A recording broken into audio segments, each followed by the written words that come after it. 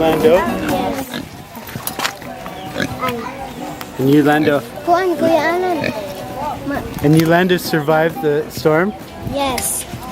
Yeah.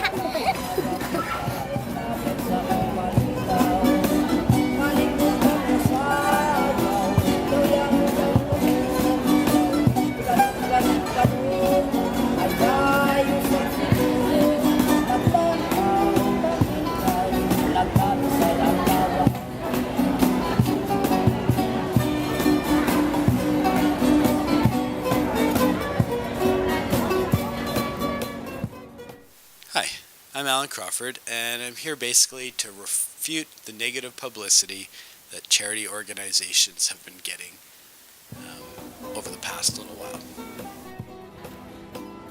I just was fortunate enough to get back from the Philippines, and I saw so much positive work being done by some of the larger organizations such as UNICEF, Habitat for Humanity, amongst probably 50 other organizations.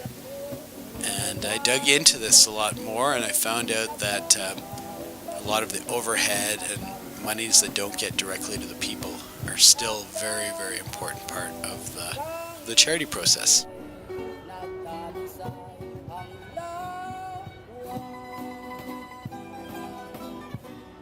One of the great things that I saw on my trip across to Tacloban was UNICEF tents. This organization really stepped up the game. There was maybe 50 different organizations. I saw the logos on different companies and trucks, but what I saw was a lot of UNICEF tents, housing a lot of people, feeding a lot of people. They really, really are a professional company that steps in.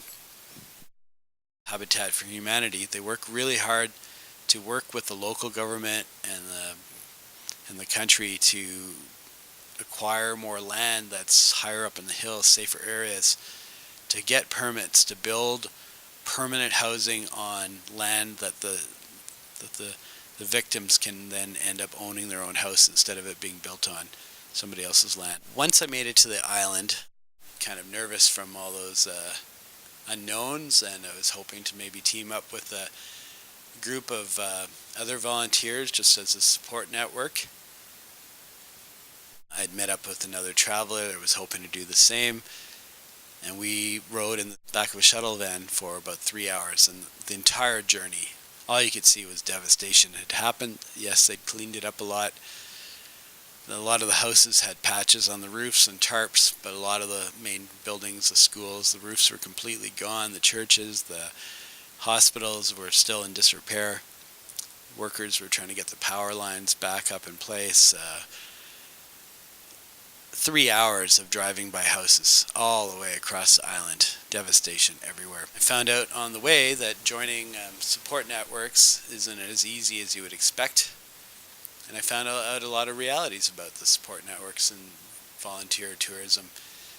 A lot of the organizations really would rather you just send money. I mean, it's completely inefficient having somebody fly over, spending that much money, airplanes.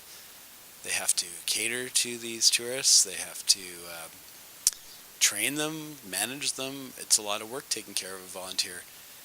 And really the volunteers can kind of only go into relatively safe areas. So what I discovered is the organizations really need money. They need materials, they need supplies. A little family that I met up with and helped, they were waiting to be relocated to a new home, safer area. It could take quite a few years, but they had been helped, they'd been given food, and thank goodness. I'm really glad for anybody that's ever donated to these charities. And they started telling me stories of how their mother died and their grandmother died, and the waves and the swimming, and I got turned down by everyone I could see that may need help. So I decided I would just go and try to do something on my own. Yeah. And that's to show me where your grandfather lives. That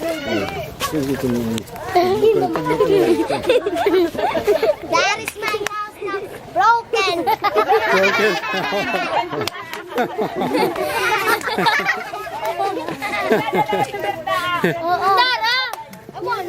So we need a roof. Yes. Yes. What do we need? What do we need? Roof. Wall. Wall. We need- We need plywood. Plywood. I asked, is there somewhere we can get materials? And they're like, they couldn't believe it. And I was like, yeah, let's do it. And big rush came over me. And next thing you know, we're at the hardware stores buying tin and plywood and nails and trying to get them what they needed. On top of the tricycle. For Grandpa? Yes, for Grandpa.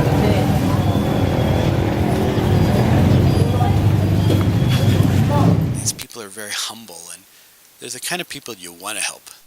It's a third world. They have it rough on a daily basis, and then they get hit by a tidal wave and a storm, and it takes out everything they have. They have unlimited labor.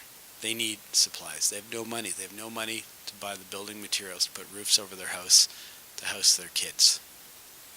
So if you really want to help, send money. That's what I've learned. I couldn't maintain this. I had so many people coming up to me, showing me desperate situations that emotionally I couldn't take it anymore. I got to the point where I decided I was going to help one family. It became like basically 4 houses. 2 of them were really bad. And, I'd brought some toothbrushes, toothpaste, and they grabbed it like candies, the grandfather, the kids. I wish I'd brought 1,000. But it was too much saying no to everybody. I eventually had to run away. And that's where I get to the point of these organizations. They have staying power. I went in as a single show. I did get direct help to the people, but I had no staying power. I didn't have the expertise. I didn't have the backup.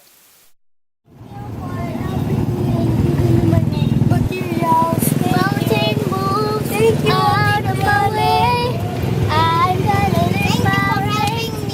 Thank you for Giving me materials for house, for building my house. Thank you very much. Thank you. I love you. The biggest thing I got in return is that everything doesn't have to be perfect for you to be happy. So I brought that home with me. Real eye-opener.